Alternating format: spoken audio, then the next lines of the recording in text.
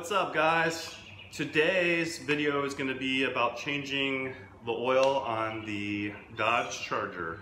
So I'm just going to basically go over what oil I use, what oil filter I use, how often I change it, about how much it costs me to change it. I do it myself. That's part of the stuff I kind of like doing, self-maintenance.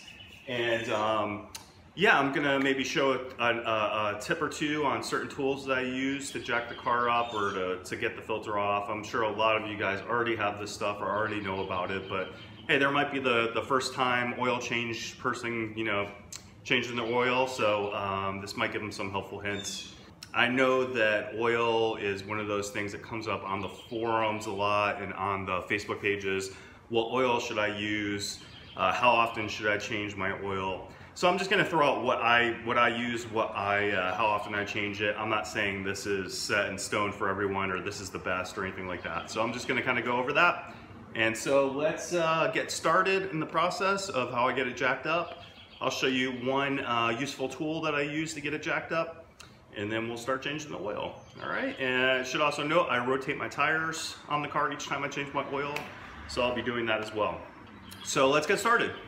All right, guys, so the first step that I do when I'm gonna change my oil is I loosen the lug nuts. I just crack them loose. The reason being is that I rotate my tires each time I do my oil. So that's just a helpful tip. The last thing you wanna do is get your car up in the air and then realize you didn't break your lug nuts loose if you're gonna go rotate your tires. So I have my key for my locks there, and then my wrench or ratchet, and we'll just get these cracked. Just crack them loose, don't take them all the way off, obviously. So helpful tip number one, guys, if you have locks on your wheels, you always want to loosen the lock first before you loosen the other lug nuts. Why this is, I'm not exactly sure. I just know it was in the instructions with my Gorilla lock nuts. It says that you always want to tighten the keyed lug nut first, and you always want to take it off first or loosen it first. So just a little tip there. That's the way I do it, just to be safe every time. I'm not sure like I said, what the ramifications are if you don't do it that way, but that's just the way I do it. So, all right, guys, tip number two, wheel chocks. I'm sure, like I said, most people probably use these, but in case you don't, you want to put wheel chocks under your back wheels when jacking up the front, and you guys see how those work. Just prevents your car from rolling backwards, and always set your emergency brake. Okay, this is gonna be tip number 2 or 3. This is called a pinch weld jack something or other. This fits down under where your pinch weld is on the bottom here, and it just fits. Let's see if I can do this. Fits right up in there. There we go. And that way you can put your jack underneath it and jack it up, and you won't mess up your pinch welds.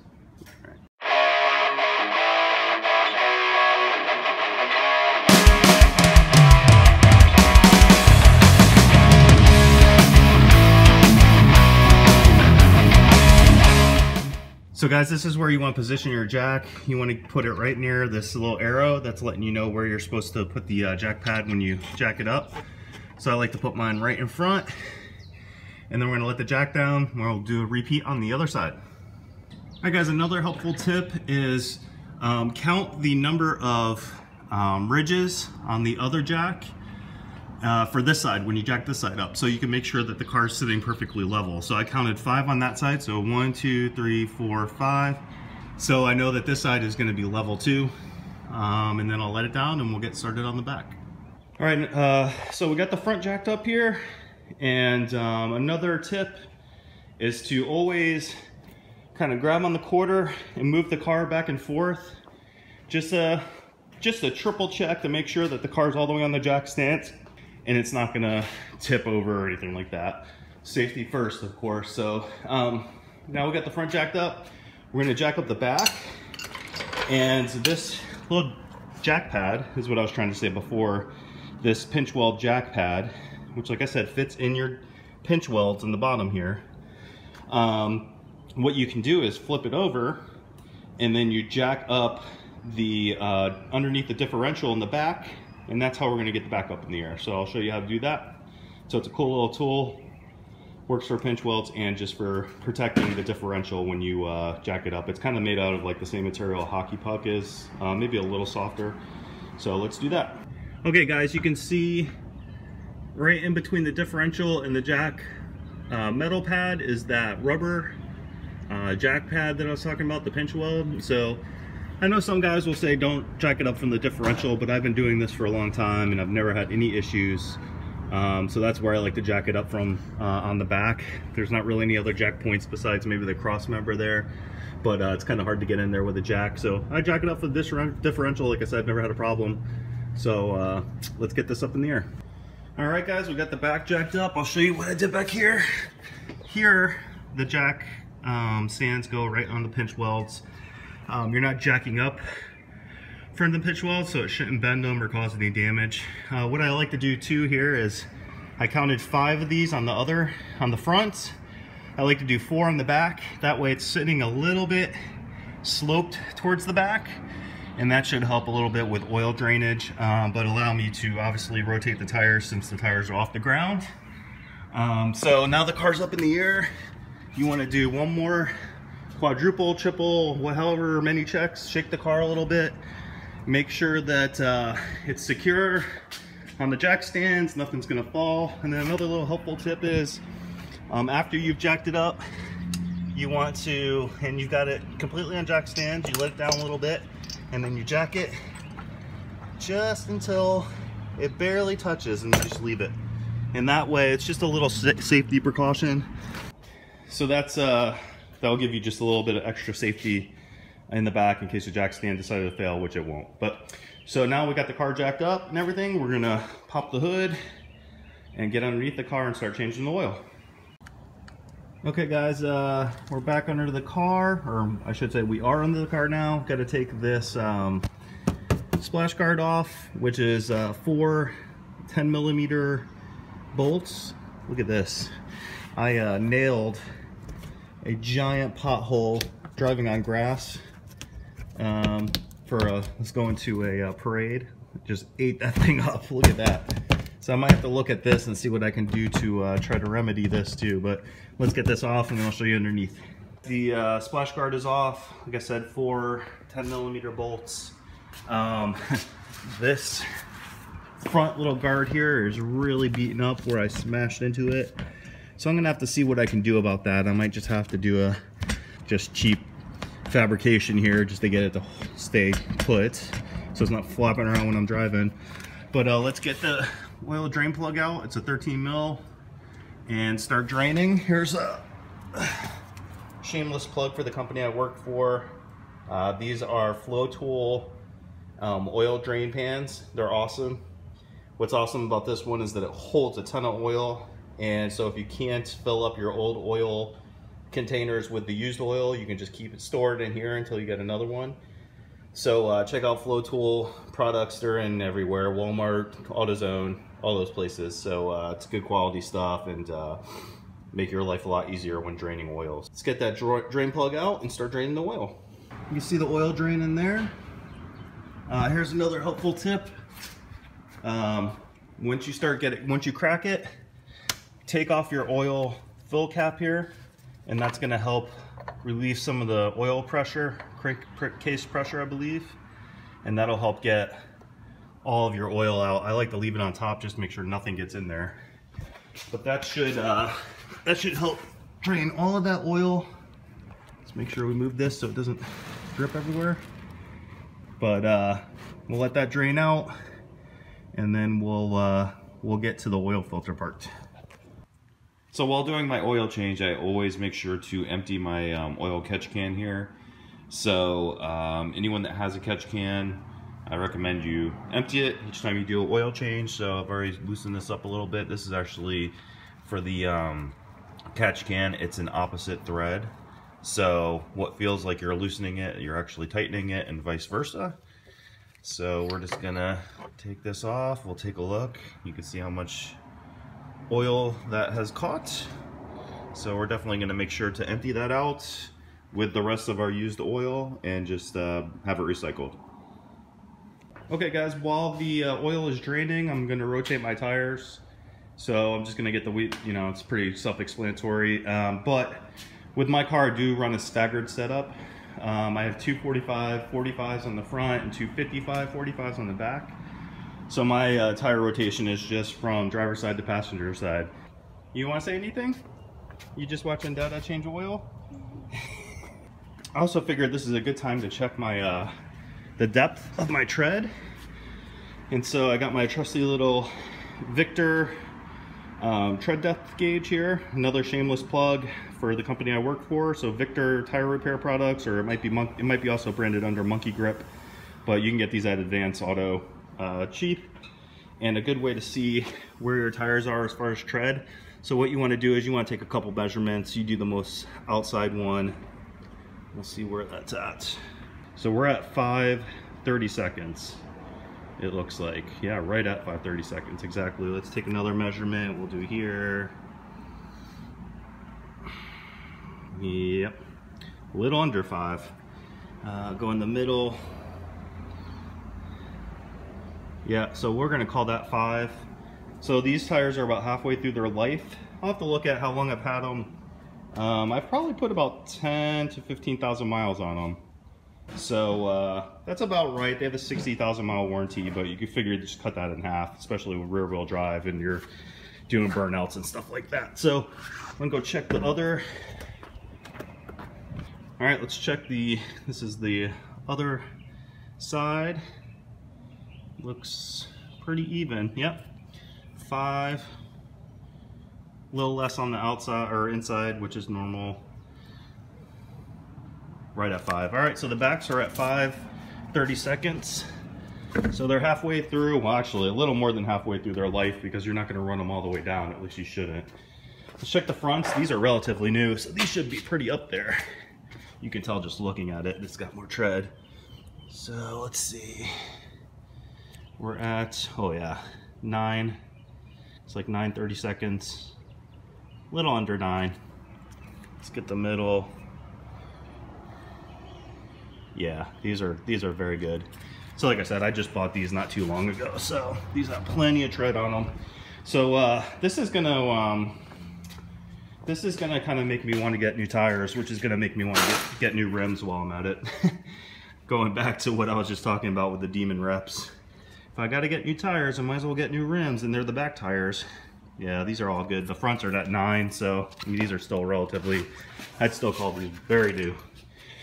So these are at 5:30 seconds, so it's gonna be time to change those pretty soon. So yeah, that might make me decide on getting the Demon reps. Anyways, let's get these put back on. Then I'm gonna take the oil filter off, and then I'm gonna tell you about what oil I used and oil filter. So stay tuned. Okay guys, got the wheels back on. One tip is to just tighten the lug nuts to where they're just barely tight with the lug nut wrench. Don't torque them down while it's up in the air. Just get them tight where it's gonna hold the wheel on. And once you lower the car and put all the weight on the wheels is when you wanna torque them. We're gonna use a torque wrench. More on that after I get the oil changed, but like I said, just hand tighten them when you get them back on. All right guys, we got the oil drained, the plug back in. Now we're gonna take the oil filter off, which is way up there. So what I use to get that off is an oil filter wrench and an extension. And so with this, it's gonna be easy to take off because you don't, when you put the oil filter on, you just barely get it snug. I mean, you get it snug in just maybe a quarter turn. So it comes off just as easy as it goes on. So we'll get the oil filter off, drain it, and then I'm going to tell you what filter and what oil I use and intervals and all that good stuff. So let me get the oil filter off and tell you more about what I use. All right guys, we got the oil filter off, and just it's draining out, trying to get out as much oil out of that filter as we can before we toss it. But now I'm going to talk about what oil filter and oil I use. And so this is what I use. So we got good old regular Mobil 1 5W20, and we got a Purolator 1 oil filter. As far as the oil filter goes, I did used to use Mobil 1 oil filters, but they just recently went to an extended life filter only, no more regular Mobil 1 oil filters. And so they jacked up the price like double. So you're paying like $20+ for an oil filter.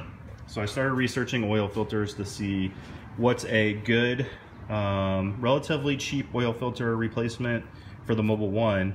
And Purolator 1 is really highly rated, and it's only like $7. It's like 6 something from Advance Auto. So this one, they put this one up against, you know, all the other, you know, K&N and Fram and all those, and they said for the money, this is actually your best value. It's great with synthetic oil and really good quality filter, and it's, like I said, it's less than $7. And Purolator, you know, one of those names that's been around forever. So there were some issues that some people said very early on where the glue they were using wasn't great, but that's been fixed. Every other test I've seen since then has said that that was just maybe just a one-time deal, maybe a bad, you know, bad run of them. But they've since then these things have been tested a lot, and they seem to be really good oil filters. Like I said, very good quality for the money. I don't want to go spending $20 on an oil filter.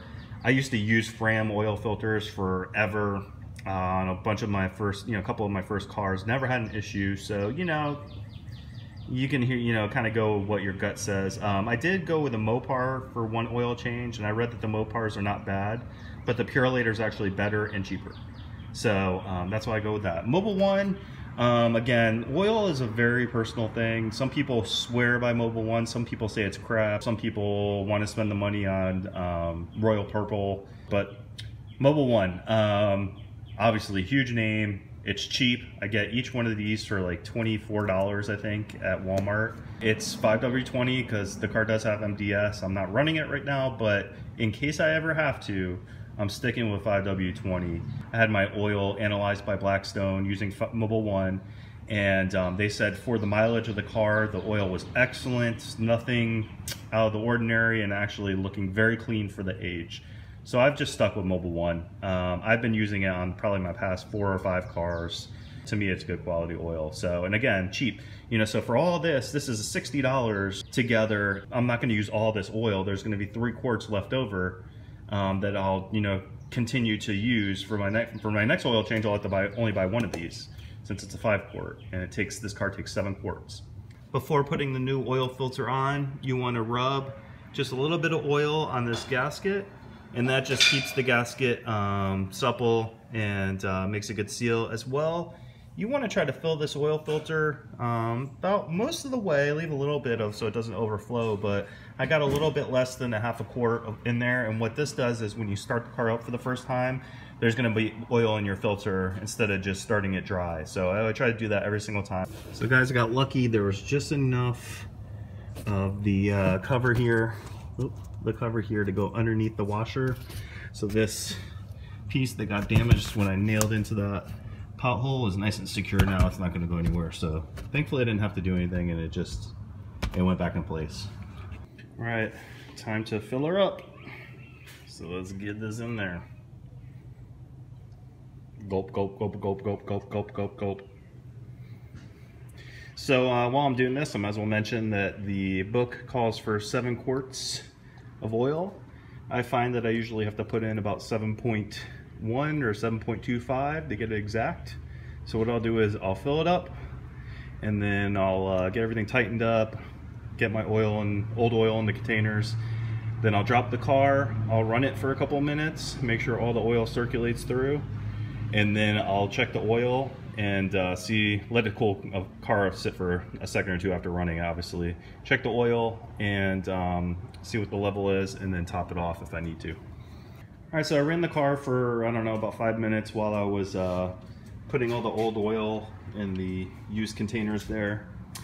And so now I'm going to torque my lug nuts, and then once I'm done with that, I'm going to check the oil level and add if I need to, but I think I'm dead on.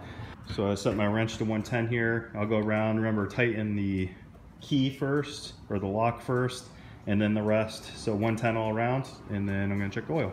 All right, got all the lugs torqued on the wheels. Another helpful tip is that when you're putting your when you're putting your torque wrench away, always set it to the lowest rating. That takes, there you go, store at lowest setting. And that takes the tension off the spring and will make your torque wrench last a lot longer. This one I got off of Amazon, had awesome reviews, and for a torque wrench it was relatively cheap, and it's been awesome. So I'd highly recommend the Tektron if you're looking for a torque wrench. So I lugged down the lug nuts and everything's good. I just checked the oil. I tried to get a video of it, but you just can't see the oil level on the dipstick. It's just too small and my iPhone won't zoom in on it. But it's right in between the zone. That's good. I'm just gonna add a hair more to make it perfect right in between. I'm just a perfectionist like that, but otherwise it's good to go. So that completes the oil change. Obviously you can see the car's down on the ground and everything is good to go. So I'm just gonna quickly say that for me, I change the oil every 4,000 miles. There's, again, varying opinions on everything, but the reason why I don't go 5,000 or more is that I don't daily my car. I work from home, so I don't have a daily commute or anything like that. I do a lot of errands. I mean, there are days or multiple days I don't start the car and drive it, so I think it might be a little rougher on the engine than a daily commute and getting it warmed up every single day. So for that reason, I do every 4,000 miles. Like I said, I did have the oil analyzed, and they said that I could push it to 7,000 to 8,000 miles if I wanted. I don't want to push anything. I'd rather spend a little bit more and have the insurance that everything's good to go. So if I was daily commuting, I would do the 5,000 that I think most people kind of do using synthetic. I mean, technically you can go 7, 8, even 10,000 miles on it. But I'd rather just have the insurance of having fresh oil in there personally. So that's why I do every 4,000 miles. So there we go. That is the wrap up of the oil change and the helpful tips. I hope you guys, any of you guys, I mean, even if you've done this a lot, maybe there's something I threw in there you've never done before, or it might help you out. For the novices, don't be afraid to change your own oil, and you really do save a lot of money. This would probably be $130 at a dealership to change to synthetic and rotate tires and all that kind of stuff and filter. So for, you know, a half or quarter of that, actually probably more like a quarter when you factor in, you know, having oil left over and using it next time. And you get the satisfaction of doing it yourself. You can check things out while you're underneath the car and make sure everything's good to go. So there you go. Hope you guys enjoyed it, and stay tuned for more. Peace out.